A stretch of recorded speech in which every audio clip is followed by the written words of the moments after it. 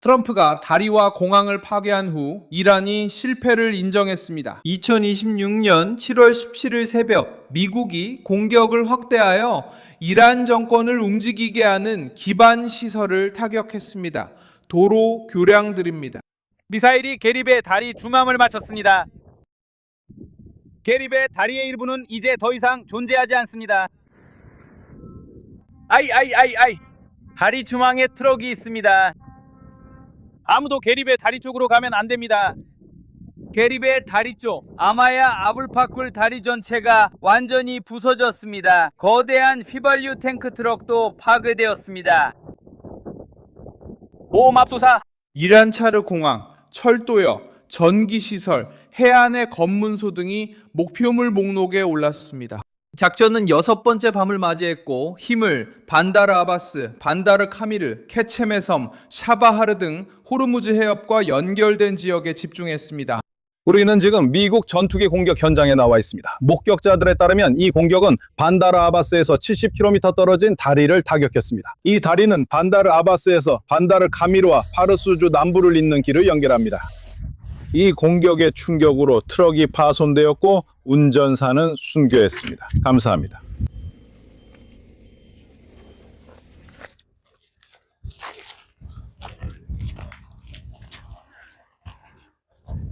워싱턴의 목표는 군사 경로를 차단하고 이란의 석유 수송 통제력을 약화시키며 테헤란이 물러나도록 강요하는 것입니다. 그 결과는 이미 도시 안에서 나타났습니다.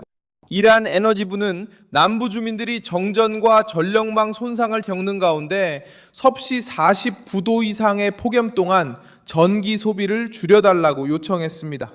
호르무즈 해협 봉쇄를 위협하던 정권이 이제는 다리와 항구, 철도, 에너지 공급을 유지하려 애쓰고 있습니다. 도널드 트럼프는 이란이 협상에 복귀하지 않을 경우 다리와 발전소가 표적이 될 것이라고 경고한 바 있습니다. 예고된 시한보다도 앞서 이번 작전은 해안을 보급하고 호르무즈 해협에서 이란의 압박을 유지하는 데 사용되는 경로들을 공격하기 시작했습니다.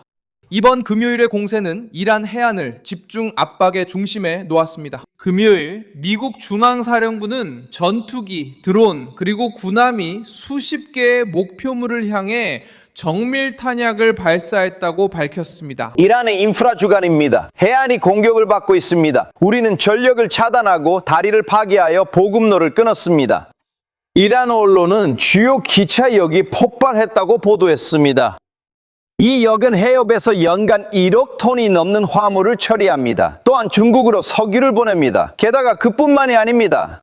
어젯밤 우리는 해안 전역에서 지휘소, 방어시설, 미사일과 드론, 감시시설을 파괴했고 수도 근처 내륙의 목표물까지 타격했습니다. 선택된 지역은 우연이 아니었습니다. 반다르 아바스에는 이란 최대의 항구와 해군, 혁명수비대의 주요 시설들이 있습니다. 카슈킨 섬은 세계 에너지 무역에서 가장 민감한 항로 중 하나 앞에 위치해 있습니다. 이러한 지점을 공격함으로써 워싱턴은 이란이 선박을 감시하고 위협하며 봉쇄하는 능력을 약화시키려 하고 있습니다.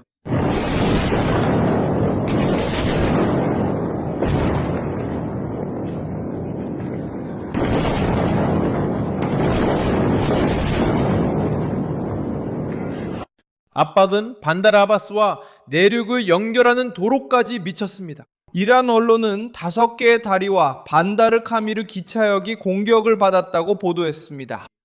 이란 국영통신사 IRNA에 따르면 다리 공격으로 최소 7명이 사망했습니다.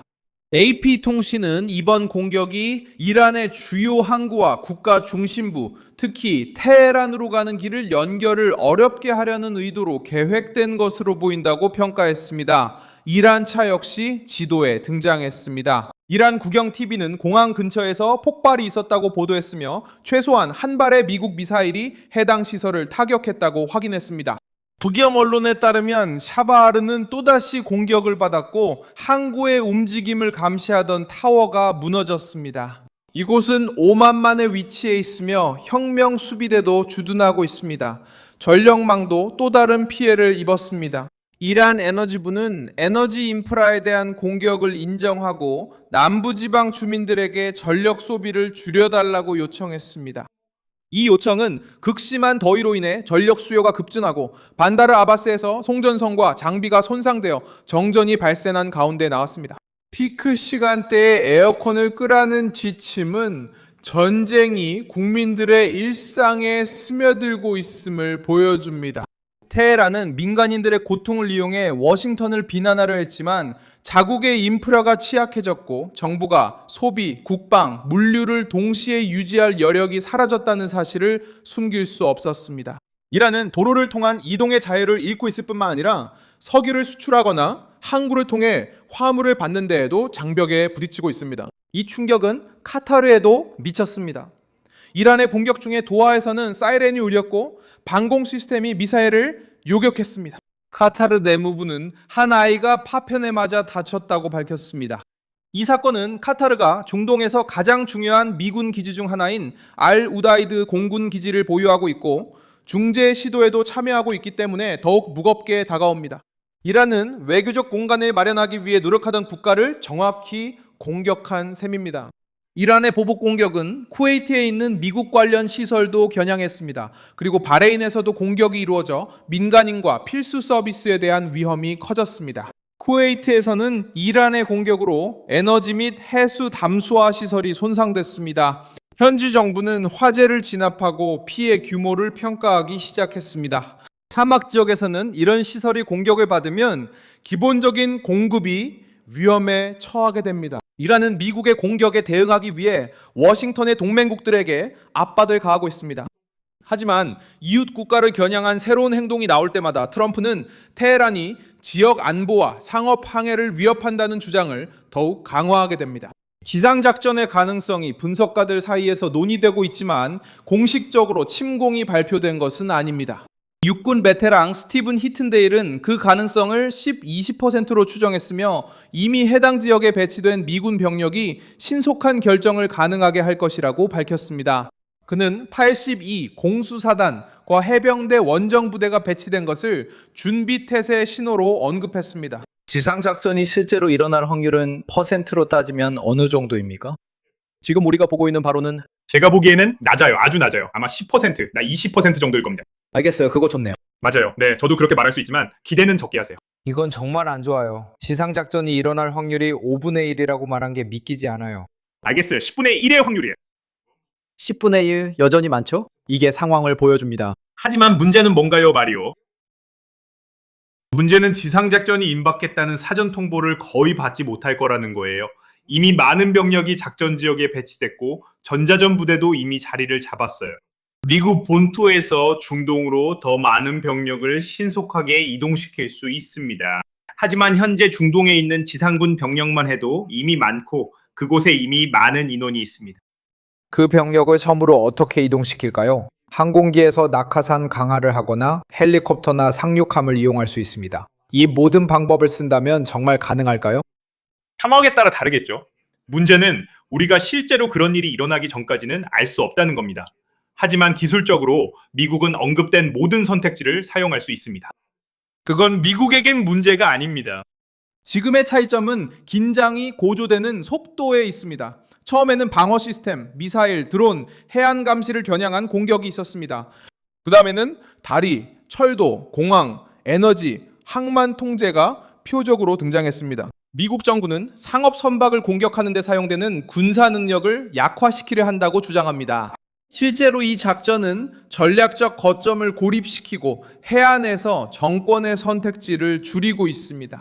테헤란은 호르무즈 해협을 방어하고 무역을 유지하며 에너지를 복구하고 항구를 보호하고 군사적으로 대응해야 합니다. 이 모든 것이 봉쇄 아래에서 이루어지고 있습니다. 정권은 여전히 공격을 확대하겠다고 약속하지만 그들의 대응은 압박의 정도를 보여줍니다. 미사일은 이웃 국가에 있는 미군 기지와 시설을 향해 발사되었습니다. 이란 남부 자체도 도로가 끊기고 기차역이 타격을 입었으며 공항이 손상되고 전력이 부족한 상황에 직면했습니다. 헌전은 끝까지 저항하겠다고 말합니다. 현실은 구조가 해체되고 해안이 미군의 감시를 받고 있음을 보여줍니다. 테헤란은 미국이 목표를 확대하기 전에 아직 협상을 선택할 수 있습니다. 트럼프는 에너지 시설은 나중 단계로 남겨두겠다고 했지만 공격은 이미 전력 설비와 송전선까지 도달했습니다. 정권의 다음 결정은 더 적은 경로와 더 제한된 해상 자유, 그리고 무더위와 정전으로 압박받는 국민들 속에서 내려질 것입니다. 이란 지도자들이 위협을 반복하는 동안 팀들은 호르무즈 해협에서 정권의 존재를 지탱하던 다리, 전력, 접근로를 복구하기 위해 노력하고 있습니다.